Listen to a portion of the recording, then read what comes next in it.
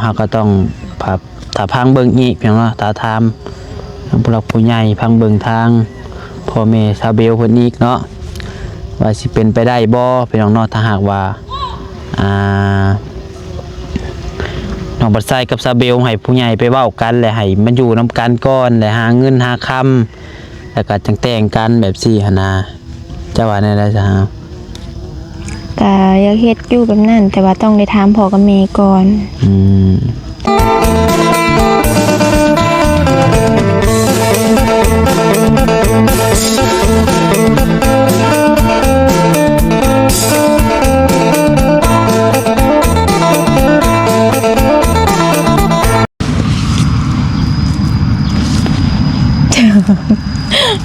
นั่งยิ้มตรงหัวอยู่ดิแจ้งอยู่แล้วว่าแจ้งมีน้องไงเนาะมาเปิดคลิปเปิดภาพมาจะนั่งอยู่ห่มกุ้งมะขามเนาะ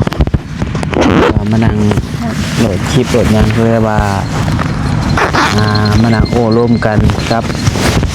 น้องFCก่อนน้องเนาะนั่งคุยกันน้องเลยพอดีว่ามีเรื่องเห็นมาเบ้าแน่พี่น้องเนาะเห็นมาบอกมาสิว่าได้ใดพี่น้องเนาะสิมาบอกคือว่ามาเบ้าคือว่ามาถาม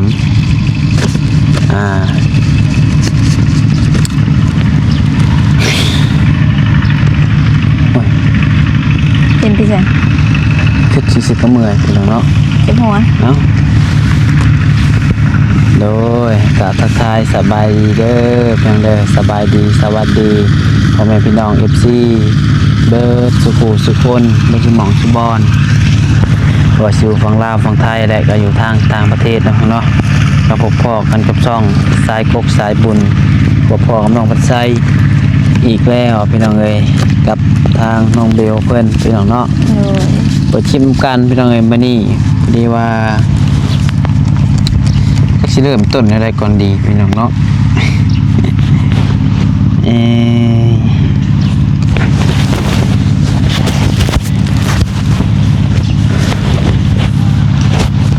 อยู่เพื่อนน้องน้อยอะไรไปทางตอนนี้ก็ได้อยู่นั่งอยู่เพื่อนน้องน้อยเพราะว่าทางเขาวันนี้เพิ่นยังถ่ายคลิปอยู่พี่น้องไอ้ทางนั้นก็ได้น้องปัดไซมานั่งกัน2คนพี่น้องเอ้ยมานั่งโหลดคลิปแล้วก็รวมกับซาเบลอยู่ว่าถ่ายคลิปบอกพี่น้อง FC คือว่าบอกดีพี่น้องเนาะคลิปนี้ก็ถ่ายก็จักสิเอาลงหรือบ่แหละพี่น้องเอ้ยบางเทื่อกันว่านั้นก็บ่ได้เอาลงเอาเข้าเรื่องกันเลยซะพี่น้องเพื่อบ่เป็นการซักซ่าเสียเวลาก็คือน้องปัดไซก็ลงกับน้องเบลเนาะก็เรื่องเฮา2คนพี่น้องเว้นเรื่องอย่างเรื่องน้องปัดไซกับน้องเบล2คนนี่แหละโดยคือน้องเบลเพิ่นมาเฮ็ดจุดทูบน้องปัดไซนี่ก็เดือนที่3เนาะเดือนที่3เดือนที่4นี่แล้วโดยและบัดนี้ทางผู้หลักผู้ใหญ่ทั้งพ่อทั้งแม่ของซาเบลเพิ่นนั่นแหละเป็นจังไดเนาะฝากบอกเจ้าว่าอะไรว่าสิเอาแนวได้ว่าพวกลูก2คนมักฮักกันนี่สิเฮ็ดแนวได้ว่าสิแต่งบ่หรือสิหมั่นหรือสิเฮ็ดฝากสู้เพิ่นถามว่าซาเบลกับบาปัสไซนี่ก็คบกันมาตั้งแต่สมัยเรียนพุ่นแหละพี่น้องเอ้ยก็3 ปีปลายเนาะปีปลายเกือบ4 ปีแล้วพี่น้องเอ้ย3 ปีย่างเข้าปีที่4พี่น้องเอ้ยว่าฮู้จักกันมารู้จักกันแบบว่าคบหาดูใจกันพี่น้องเนาะเลย3 ปีกับจักเดือน 4-5 เดือนเนาะเดือนโดยนี่แม่เพิ่นว่าได้ก็ว่าต่อก่อนให้จะบอกก่อนก็ได้การเล่าก็ถามนั่นแหละว่าเอาในได้ต่อว่าลูก2คนมาขับกันแล้ววันนะว่าอันอีกอย่างก็พวกลูก2คนกับไปมาหาสู่กันนี่ก็ดุไปกันคู่มือพี่น้องเอ้ยเพิ่นก็เห็นเพิ่นก็เลยถามว่าสิเห็นได้สิแต่งบ่สิหมั่นบ่หรือสิขอฝากสู่ไว้คือบอกง่ายๆก็คืออยากให้ผู้รักผู้ใหญ่หาผู้ทั้ง2ฝั่งทั้งฝ่ายเนาะโดยแบบว่าไปคุยกันพี่น้องแบบว่าคุยกันโอ้ร่วมกัน ว่าเฮ็ดแนวใดแบบสิเอาแนวใดต่อซั่นซะ โดย ประมาณนั้นบ่ โดย แบบว่าเว้าบ่เป็นเพียงไอ้น้องมันใส่ก็ได้ เพราะว่าก็ครั้งหนึงแล้วเพียงเนาะเทื่อหนึงแล้วทาง สิมา พ่อ โอ กับ ลมกัน แม่นพ่อกับแม่ซาเบลเพิ่นมาเฮือนน้องบัดไซกับลุงนำบ่ แม่นกับอ้าวกับ อ้าวบ่ โดยอ้าว กับอ้าวางเดือนก่อนนี่นะพี่น้องเอ้ย อ้าวผัดหาวใส่แล้วบัดนี้ นึกนอนหลับนี่บรรยากาศครึ้มเพิ่นมาหาพ่อแม่น้องบัดไซอยู่เฮือนเพิ่นมาลมน้ำเรื่องน้องบัดไซกับซาเบลนี่แหละพี่น้องเอ้ยว่าเพิ่นก็มาถามเนาะเพิ่นมาถามว่าน้องบัดไซกับซาเบลนี่มักหักกันแท้บ่คือว่าแนวใดน้องบัดไซถามว่ามักบ่หักบ่ก็หักพี่น้องเนาะก็หักจริงหวังแต่งนั่นแหละพี่น้องเนาะเพิ่นก็เลยเอามาถามแล้วก็บัดนี้ทางจากมื้อนั้นเพิ่นก็คุยกันนั่นแหละพี่น้องคุยกันในขั้นจังซี่แนวใดหั่นนะแล้วบัดนี้เพิ่นก็เลยว่านัดพ่อนัดแม่มารวมกันอีกเทื่อนึงว่ะ โดย นัดเฒ่าแก่ในโฮมมาแหละพี่น้องเนาะ แม่นถ้า ให้ แก่ใน คุยกัน ห้อง เข้าใจแบบว่าเรื่องคาดองเพื่อว่าสิเฮ็ดแนวใดพี่น้องเนาะแบบว่าทางน้องบัดไซนี่พร้อมแล้วบ่ทางสะเบลพร้อมแล้วบ่ที่ว่าสิสร้างครอบสร้างครัวบ่คือว่าเพิ่นสร้างครอบสร้างครัวบ่คือว่าแบบว่าพร้อมสิมาอยู่นํกันแล้วบ่ประมาณนี้หั่นนะพี่น้อง พร้อ เนาะ มสร้างพร้อม เพ ส ราะ ร้าง ว่า โอ้ย ว่าง่ายๆคือน้องเบลเพิ่นกับทำว่าไปมาหาสู่กันกับน้องบัดไซนี่กับทุกมื้อแล้วพี่น้องเนาะ ทำมาอยู่นํกันพี่น้อง ก็สิว่าอยู่นํกันผู้ใดพี่น้องว่าขอโทษนํมีแต่ว่ายังบ่ได้นอนนํกันซื่อๆพี่น้องเอ้ยแปลว่านอนเดินไปเพิ่นมัน แต่ว่าไปเวียกไปงาน ตื่นเช้ามาปึ๊บน้องบัดไซก็ไปหาปั๊บไปเวียกมาคือมานั่นนี่แหละพี่น้องเบิดมื้อเบิดเว้น โดย ค่ำประมาณ 6-7 โมงหัวหอดเฮือนก็7 โมง 8 โมงก็แล้วแต่บางมื้อเพียงเนาะ แม่ ก็น้องเบลนี่ก็ข้าวน้ำซ้ำปลาก็กินอยู่กับน้องบัดไซพี่น้อง แม่ อยากสิว่าทุกคาบพู้นแหละเนาะ ทุกคาบเลยแหละ ทุกคาบเลยก็ว่าได้พี่น้องเอ้ยกินข้าวกินน้ำอยู่เฮือนน้องบัดไซซ้ำว่าคือน้องบัดไซเว้ายังแต่นอนนํกันพี่น้องเอ้ยเนาะ มาอยู่นํกันไว้ไง มาอยู่น้ำกันเท่านั้นก็ได้นี่มาอยู่น้ำกันแบบว่าเพียงแต่เฮายังอยู่คนละเฮือนซื่อๆพี่น้องเอ้ยแล้วบัดนี้ผู้รักผู้ใหญ่เพิ่นก็เลยว่า เพิ่นเห็นเพิ่นก็เลยถามว่าอันใดต่อว่า อยากให้เฮาทั้งสองแบบว่าย่านมันสว่าได้พี่น้องเอ้ยแบบ เป็นไป เอาบ่เป็นพี่น้องโอ้ยขอโทษกับพระนาม FC ก็จะสิเข้าใจหรือบ่แหละพี่น้องเนาะแบบว่าย่านชาวบ้านสิหยังแบบเพิ่นเว้านะเนาะแบบว่าเฮาไปมาสู่กันแบบว่าย่านเพิ่นถามว่าก็แม่นเด้อนี่ แบบว่าเฮาแต่งอิหยังกันแล้วบ่คือแบบซาเบลนี่ก็คือไปนํแต่ผู้บ่าวทุกมื้อทุกวันแท้แบบสินะแบบว่าพ่อท้องแม่เพิ่นก็เลยว่าอยากให้ทางผู้หลักผู้ใหญ่ไปไปร่วมกันไปคุยกันลองเบิ่งพี่น้องเนาะ โดยก่อนซาเบลสิออกเวียกก็ซาเบลก็ได้บอกพ่อกับแม่ก่อนเลยได้พี่น้องเลยว่าจะไปออกแล้วจะไปเฮ็ดเวียกกับบ่าวปัดไซเด้อว่าบอกกับแม่ไปเฮ็ด YouTube เราก็ว่าโอเคว่าก็มาเฮ็ดนํกันนี่แหละพี่น้องเลย ว่าน้องบัดไซก็ตั้งใจอยู่แล้วเพิ่นว่าตั้งใจว่าลองไปหาเงินนำกันลองเบิ่งก่อนประมาณสัก6 เดือนหัด3-6 เดือนเนาะถ้าหากว่าหาเงินหาคำพอได้ก็ความคิดน้องบัดไซตอนแรกเพียงเนาะก็แค่แบบว่าโทษเอาหาเงินหาคำได้จักก่อนนึงแหละให้ทางพ่อแม่น้องบัดไซนี่ไป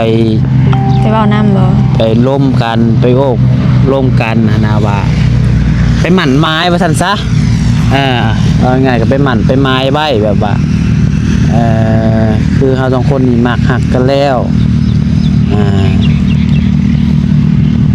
หมั่นไม้ไว้พี่น้องเนาะ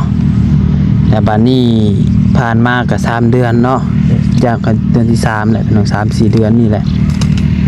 แม่นบ่เพราะว่าตั้งแต่เดือน1เนาะเดือน1เดือนนี้ก็เดือน4 4เดือนแล้ว 4-5 เดือน เดือน6ได้นี่เดือน4อยู่ซะ แม่นเลยเดือน6 เดือน1คือเดือน2ว่าจะออก เดือน2ค่อยออกเดือน2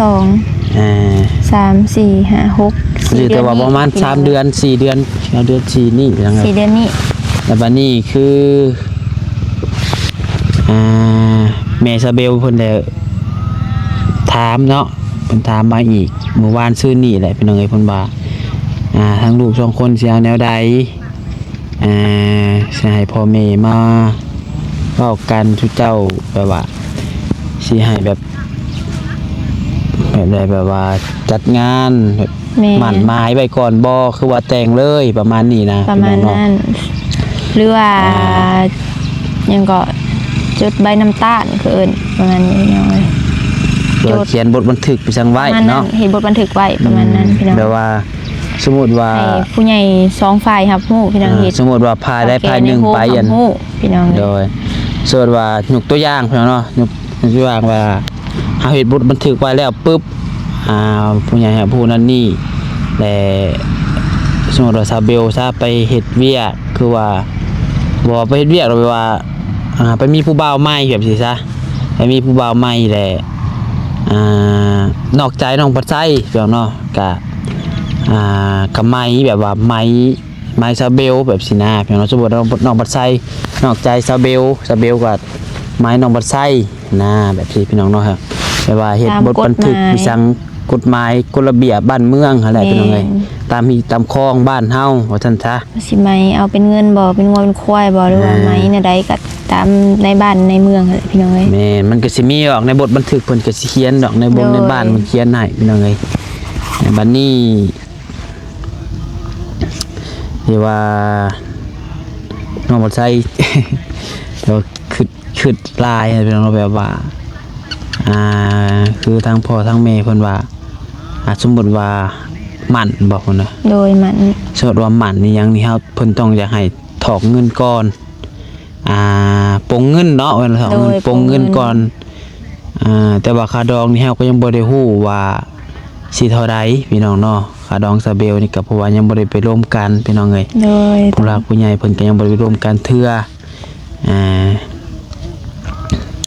คร่าวๆพอฮู้เว้าแบบคร่าวๆกะว่า ก็ฮู้อยู่แต่ว่านี่กะถ้าเดาๆเอาก็ ประมาณ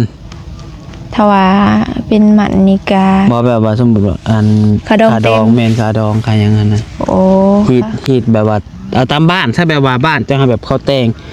เขาเอากันแบบคนเอากันหาค่าดองเท่าใดแบบ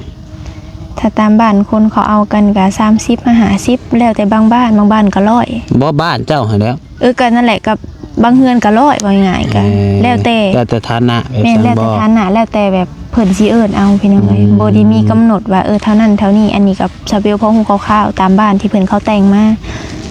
30 10 20ก็มี50 100ก็มีพี่น้องเอ้ย อืม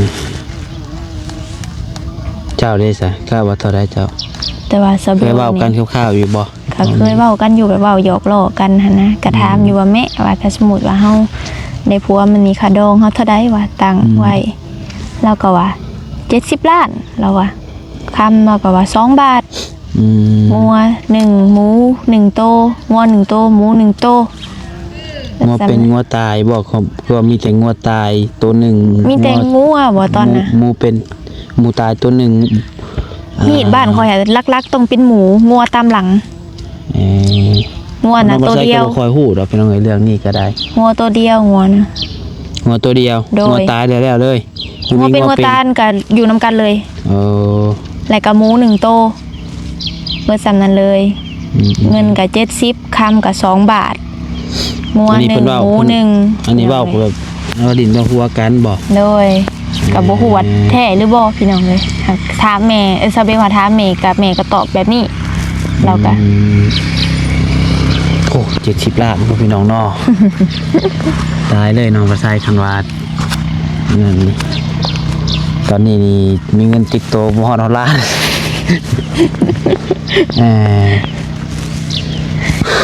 เป็นไดเนาะมัน เอาว่าง่ายๆก็คือ แม่ซาเบลกับพ่อเพิ่นนัดพ่อแม่น้องปัดไส้พี่น้องเนาะมื้ออื่นนี่พี่น้องเนาะมื้ออื่นนี่ไปเว้ากันเพิ่นว่า แม่น วันอาทิตย์นี่นะพี่น้องวันที่7 มา นี่ นี่แล้ว วันที่7นี่แหละมื้ออื่นนี่แหละวันที่7นี่นะวันอาทิตย์นี่นะ เลย เพราะว่ามื้อวันศุกร์วันศุกร์ว่าคนพลาดและเมเนาะเมซาเบลเพิ่นวันพฤหัสเนาะเพิ่นเดินน้องวัดใจไปร่มน้ำหาแหละเพิ่นว่าให้นะพวกลูกพร้อมเด้อบ่นั่นนี่หาแหละก็ถามมาคร่าวๆ แม่ ให้ น พ่อให้แม่มาร่วมกันเด้อเพิ่นว่าเพราะว่าช่วงหนึ่งน้องวัดใจเฮ็ดหน้าอะไรเพิ่นก็ยามว่าเพิ่นยากนะก็ยังบ่ฮู้ว่าจักสิว่าแนวใดพี่น้องเนาะแบบ เบิ่งไป เพิ่น ตาม สิร่วมกันแนวใดหันนะพี่น้องเอ้ยเนาะถ้าถามว่าน้องวัดใจนี่อยากแต่งโลดบ่ในใจก็หาว่ามันเป็นไปได้พี่น้องเนาะในใจก็อยากเฮ็ดบัตรเดียวเลยแล้วโลดน้องวัดใจเนี่ยความคิดน้องวัดใจพี่น้องเนาะเจ้าได้ซะ กะอยากเฮ็ดบัดเดียวให้มันแล้วก็บ่อยากเฮ็ดหลายพิธีแค่นั้นมันสิบ่แม่นหยังดอกมันสิเปลืองหลายอย่างอะนะพี่น้ ทั้ อง ง เปลืองทั้งเมื่อยหั่นแหละเพอเฮ็ดงานดองนี่บ่ได้ง่ายเด้พี่น้องเนาะเฮ็ดงานดองงานหยังนี่โอ้ยเมื่อยแฮง เมื่ พี่น้อง อย เอ้ย เฮาเป็นเจ้าภาพ คือน้องประชายไปซอยงานเอื้อยงานหยังก็ยังขาดบ่ได้แม่นนั่นก็ยังต้องยังตายพี่น้องเนาะ เมื่อยหลายอย่างเอง เออสำหรับคุมคืนน้องปัดไส้นะพี่น้องสมมุติว่าทางผู้หลักผู้ใหญ่เพิ่นร่วมกันเข้าใจแบบว่าทางพ่อแม่ซาเบลเนาะเพิ่นก็ว่าสมมุติว่าเอาแบบซี่ซะพี่น้องเนาะว่าง่ายๆคือความคิดน้องปัดไส้น้องปัดไส้อยากหาเงินอยากมาหาเงินนำกันก่อนพี่น้องเนาะหาเงินนำกันแหละถ้าหากว่าหาเงินหาคำได้แล้วก็จังแต่งบัตรเดียวแบบสี่นะพี่น้องของพื้นน้องบัดไส้บ่อยากเฮ็ดงานหลายเทื่อแล้วบ่อยากจัดงานหลายเทื่อพี่น้องเอ้ยเนาะแต่ว่าพากันหาเงินหาคำซอยกันแล้วก็จังแต่งกันเองเพราะว่าถามว่าพ่อแม่น้องบัดไส้มีบ่ก็พอมีอยู่มีกินพี่น้องเนาะแต่ว่าน้องบัดไส้ก็ถ้าหากว่าน้องบัดไส้เอาเมียนี่ก็สิบ่ให้เอายังไงก็บ่อยากให้ยากพ่อยากแม่นะพี่น้องเนาะอยากหาแต่งเองว่าซั่นซะพี่น้องเอ้ยแต่ว่ามันสิเป็นไปได้บ่เฮาก็ต้องถ้าพังเบิ่งอีกพี่น้องเนาะถ้าถามผู้หลักผู้ใหญ่พังเบิ่งทางพ่อแม่ซาเบลเพิ่นอีกเนาะว่าสิเป็นไปได้บ่พี่น้องเนาะถ้าหากว่าน้องบัดไส้กับซาเบลให้ผู้ใหญ่ไปเว้ากันและให้มันอยู่นํกันก่อนและหาเงินหาคำแล้วก็จังแต่งกันแบบซี่หั่นนะเจ้าว่าแน่ได้ซะฮะ ก็อยากเฮ็ดอยู่แบบนั้นแต่ว่าต้องได้ถามพ่อกับแม่ก่อนทางซาเบลก็บ่สามารถตัดสินเองได้นะพี่น้องเอ้ยก็ยังมีพ่อกับแม่อยู่แล้วก็ซาเบลก็ต้องถามพ่อถามแม่ก่อนนะพี่น้องเอ้ย โดย ถามผู้รักผู้ใหญ่ผู้ใหญ่พี่น้องเอ้ยถามว่าซาเบลอยากมาอยู่กับบ่าวพัดไส้ไหลหาเงินก่อนนี่ก็ยากพี่น้องเอ้ยอยากมาหาเงินก่อนแล้วจึงแต่งบัดเดียว หาเงินซอยกันแล้วก็จังแต่งกันเองแบบสีนาพี่น้องเนาะเพราะว่าน้องบัดไส้ว่าง่ายก็บ่อยากให้ยากพอยากแม่พี่น้องเอ้ยเพราะว่าพ่อแม่เพิ่นก็พอแบบหากะก็พอจะได้กินนั่นแหละพี่น้องเอ้ยคือช่วงนี้นี่แม่ก็เราไปกวดจุหมกวาง2-3มื้อก่อนนะก็ว่าพบทงน้ำในอันมดลูกอีกแล้วพี่น้องเนาะย่านแบบว่าก่อนเบ้ามันคืนแบบเราเคยปาดมา2เทื่อแล้วพี่น้องเอ้ยก็บ่ฮู้ว่าสิมีเทื่อที่3หรือบ่ก็ยังคิดเรื่องนี้แน่พี่น้องเอ้ยคิดเป็นห่วงน้ำแม่แน่บ่จักสิคิดห่านเฮ็ดหยังแน่พี่น้องเอ้ยเพราะว่าสิเห็นห่านใหม่ครับเพิ่นว่าเพิ่นสิขายหน้าพี่น้องหน้าที่น้องบ่ใช้ไปเฮ็ดอยู่ปัจจุบันนี่แหละขายหน้าแหละอยากมาเฮ็ดห่านพี่น้องเนาะขายเอาเงินมาเฮ็ดขายเอาเงินหน้ามาเฮ็ดห่านพี่น้องเนาะพอแบบว่าบ่อนหาอยู่หากินหั่นนะจักสิว่าแนวใดพี่น้องเนาะก็ คือในใจข่อยอยากถามว่าเจ้าอยากเอาข่อยไปอยู่น้ำก้อนแม่นบ่ โดย และเฮาจึงไปเวียจึงไปมาสะดวกพี่น้องเอ้ย แม่น ไปหาเงินนำกันเวลาตื่นก็ตื่นแต่เช้าก็ตื่นพร้อมกันอันนี้ตื่นแต่ละมื้อซะเบลตื่นก่อนบางเทื่อบ่ไปใส่ตื่นก่อนเพื่ออาบน้ำแต่งโตวกะเจ้าแล้วขอยยังบ่แล้วหันนะพี่น้อง เพื่อไปหับไปส่งอีกแต่ละมื้อจากเฮือนน้องพัดใช้ไปเฮือนซาเบลนี่ก็ พี่น้องเอ้ย ประมาณ5-7 ลักผู้ใดพี่น้องเนาะใกล้บ่มันก็คูณเอามื้อหนึงชั่วเราไปหับเนาะ ไปหาปุ๊บตอนเช้าแล้วก็ขี่มากลับคืนมาอีกก็2เที่ยวเด้ฮะกลับไปอีกเมื่อส่งอีกกลับมาอีก4เที่ยวโซดละ14บอก14ก็28ลักมือหนึงเฉพาะไปส่งซาเบลหั่นน่ะพี่น้องเอ้ย แม่น มันก็เสียเวลาตัวนั้นน้ำแน่แล้วก็ใจว่าได้ๆพี่น้องเนาะค่าน้ำมันก็เบิดเป็นลิตรผู้นแหละน้ำมันรถก็ แต่น้องบัดไซก็เลยคิดว่า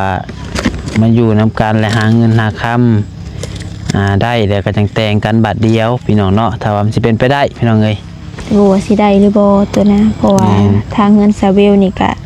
อยากย่างนิดนึงพี่น้องเลยอันนี้ก็บ่แม่นต้องเว้า ก็คิดร้ายอยู่พี่น้องเอ้ยน้องบัดไซก็ได้แค่พูดว่า ถ้าว่าให้ซาเวลไปอยู่ก่อนค่ะมันสิมีพิธีอีกพิธีหนึ่งพี่น้องเอ้ยมันยันแล้วมันสิยุ่งยากอะนะบ่อยากไว้ ว่า ง่าย ง่ายๆคือคุยกันคร่าวๆเนาะคนว่า เลย สมมติว่าอยากไปอยู่น้ำกันแบบว่า หาเงินนำกัน อยากไปหาเงินน้ำกันนี่เพิ่นว่าต้องได้ปงเงินก้อน ต้องได้ พี่น้ ปงเงิน ปงเงิน พี่น้อง ปงคำก้อน แม่น อ่า บ่ปงแต่เงินคำ นั่ บ่ นแหละ ปง ปงเงินก่อนประมาณเท่าไหร่ก็คนนะ คร่าวๆก็15 ล้านแล้วก็ 15กับ เพื่อ หมู มีหมูอีกตัวหนึง หมูหนึ่งตัวแล้วก็เงินขันขอ เงินคันคออีก 2 ล้านหาร วมๆเกือบ20 ล้านนะพี่น้องเนาะ โดย เฉพาะงานมันพี่น้องเอ้ยเนาะ โดยมัน แต่น้อง นายไว้เอาไปอยู่ก่อนแลประมาณว่าสิมีหยังก็เฒ่าแก่ในโฮมมีบทบรรเทาบันเทิงหยังแล้วปีต่อไปรายการเพิ่นจะถามว่าปีหน้าเดือน1เดือน2เดือน3เดือน4เฮาสิแต่งเดือนนั้นเดือนนั้นเดือนนั้นอีก เป็นอย่างนั้นไม้ไว้อีกเด้กำหนดมือแต่งอีกวันนี้เขามันแล้วตรงนี้ แต่ว่า กำหดมื อันนี้คือว่า ปีเดี คร่าวๆพี่น้องเนาะที่พ่อแม่เพิ่นเว้ามานะว่า โดย สมมติว่าลูกๆอยากไปอยู่นำกันก่อนหาเงินทำค้านนำกันแหละต้องได้มาหมั่นก่อนว่าซั่นซะพี่น้องเอ้ยมาหมั่นกันก่อน เพื่อนเราเฮ็ดใบน้ำตาลสารเต้าประมาณนี้แหละว่ายังไงก็หมั่นหั่นแหละพี่น้องมันมา มาเฮ็ดงานหมั่นไว้ก่อนแล้วก็จังไปหาเงินหาค้ำไปอยู่นำกันได้ว่าซั่น โด ซะ ยปรุงส่วนหนึ่งไว้ไง โดย ปรุงเล็กหน่อย ปัญหามันคือตัวนี้ก็คือต้องปัจจัยถามว่ามีบ่เงินมันก็มีอยู่พี่น้องเนาะแต่ว่าเฮาก็จะเก็บไว้และใช้ชีวิตประจำวันพี่น้องเนาะว่าเงินก็มันมีแต่ว่ามันมีบ่หลายพี่น้องเนาะสมมุติว่าเฮาไปปลงเบิดซะ20 ล้านบ่ต่ำได้20เพื่อค่านั่นค่านี่ค่าห้องอยู่ห้องกินเหล้าเบียร์นั่นนี่พี่น้องเอ้ยเนาะ แต่ว่า มันก็ต้องมีแล้วผู้รักผู้ใหญ่เพิ่นไปหากันมันก็ต้องมีกินดื่มอยู่แล้ว แม พี่น้องเนาะ น มันก็บ่ตามหลายหลัก20 ล้านว่าซั่นซะสมมุติว่าน้องบัดไซเอาเงินเก็บทั้งหมดในชีวิตที่มีตอนนี้นี่เอาไปโปะใส่ค่าดองเบิดจ้ะแล้วสิกินหยังพี่น้องเนาะไปเวียกไปงานเจ้าเงินในไสเติมน้ำมันสินะก็คือแบบนั้นแน่พี่น้องเอ้ยเพราะว่า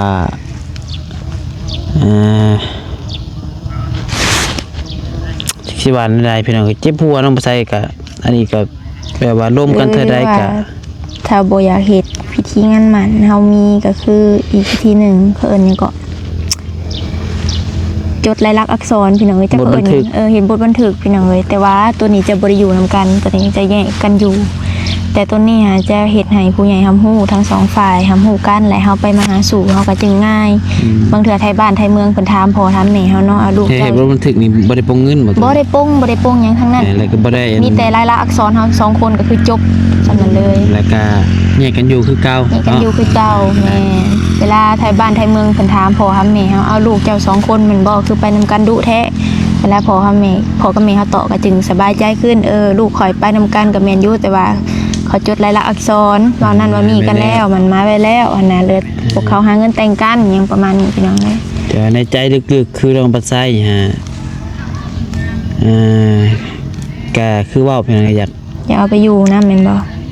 ยากเอาอยู่แบบว่าอยาก อยู่หาเงิน นำกันแบบว่าทางเนื้อสังโตหั่นน่ะพี่น้องเนาะ เข้าใจอยู่ตัว แต่ นี้ ว่ามันจะไปเวียบไปงานไปนั่นไปนี่มันก็สะดวกสบายพี่น้องเอ้ย โดย แต่ว่าว้าวหาได้แต่ว่าคันนั้นก็มันก็สิได้ถาไปก่อนช่วงหาเงินได้ก็หนีพอแหละพี่น้องเนาะเฮาก็สิเก็บเงินเก็บคำไปก่อนพี่น้องเนาะ เอามีแต่ว่า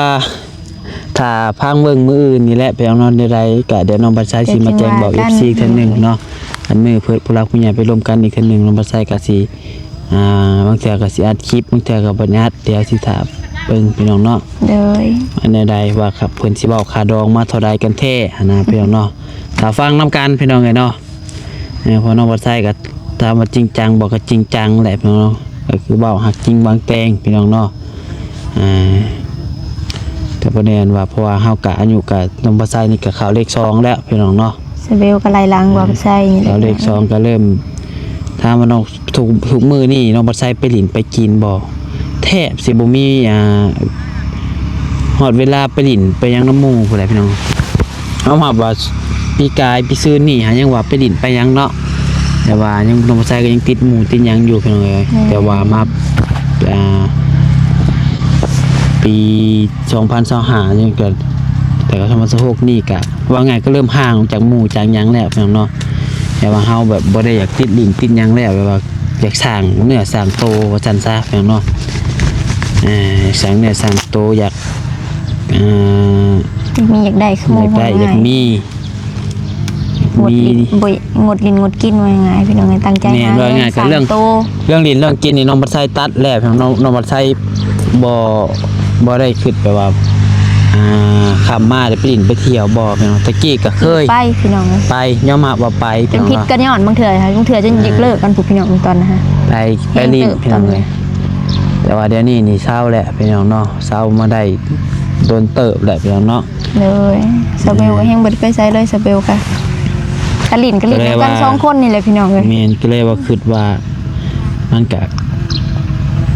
คือสิฮอดแหละเนาะคือสิฮอดเวลาแหละพี่น้องเอ้ย ระยะ3 ปีตั้งแต่สเบลอยู่ แม่ ม นี่อย่าง .6 มันก็โดนพอสมควรในเด็กพี่น้องเนาะถ้าหากว่าสิว่านะคือเจ็บหัวแล้วมันอยู่คลิปนี่พี่น้องเนาะน้องบ่ใส่ก็บอกกะอยู่ยังไงก็ขอโทษขออภัยนำเวลาเด้อพี่น้องเด้อใดที่เว้า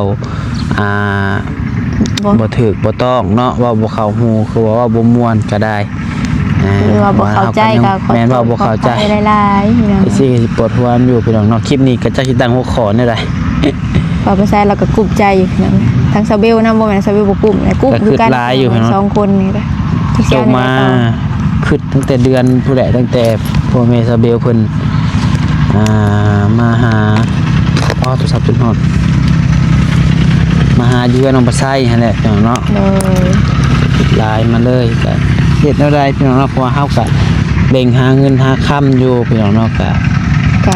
ช่วงนี้วิวก็จักอันนั้นเลย มันพอได้ซื้อพี่น้องมันบ่พอได้เก็บพี่น้องเลยคือช่วงน้องบัดไซเฮ็ดตอนน้องเบลเพิ่นยังบ่ได้มาเฮ็ดนำน่ะก็พอได้พี่น้องพอได้เก็บอยู่แต่ว่าพอเบลเพิ่นเข้ามาแล้วบัดนี้วิวมันก็บ่ได้ค่อยขึ้นนะแบบไผก็บ่ขึ้นว่าง่ายก็มันบ่อันนั้นนั่นแหละพี่น้องคือเห็นคือ ส สิ เบล เห็น ก็มาผิดช่วงแน่พี่น้อง โดย มาช่วงขาขึ้นลงเนี่ย ในรายการแนวพี่น้องจังได๋ก็ถ้าติดตามและเป็นกำลังใจให้ทางน้องบัดไซกับซาเบลนี่เด้อพี่น้องเด้อแล้วก็ถ้าพังเบิ่งมื้ออื่นบ่ได้พี่น้องเนาะว่าเราผู้ใหญ่ไปร่วมกันแล้วสิว่าแนวใดพี่น้องเนาะจะผลสิออกมาแนวใดพี่น้องเนาะสิไปต่อหรือสิพ่อสำนีเว้ามาติพาตัดสินใจ จะสิว่าสิเป็นอะไร จักเลย ภูมิใจอยู่บ่ จริงพี่น้องเนาะแล้วก็คิดอยู่ ถ้าพามึงตัวจริงเนาะพี่น้องเนาะก็มาแจ้งบอกพ่อแม่พี่น้อง FC ประมาณนี้พี่น้องเนาะ มาเล่าสู่ฟังซื่อๆพี่น้องมาบอกมาเล่าสู่ฟังซื่อๆเนาะไปลำลาแล้วเด้อพี่น้องเด้อสำหรับคลิปนี้ผิดพลาดประการใดขอโทษขออภัยนำอีกเทื่อนึงพี่น้องก็อยู่ดีมีแฮงเบิดสุขคนขอบคุณกับคนหลายๆที่กำลังรับชมและเป็นกำลังใจให้ทั้งน้องพัดไซและทั้งน้องเบลเนาะและก็อยู่ดีมีแฮงส่งมานำเด้อพี่น้องเด้อบ๊ายบายสบายดี ไปดี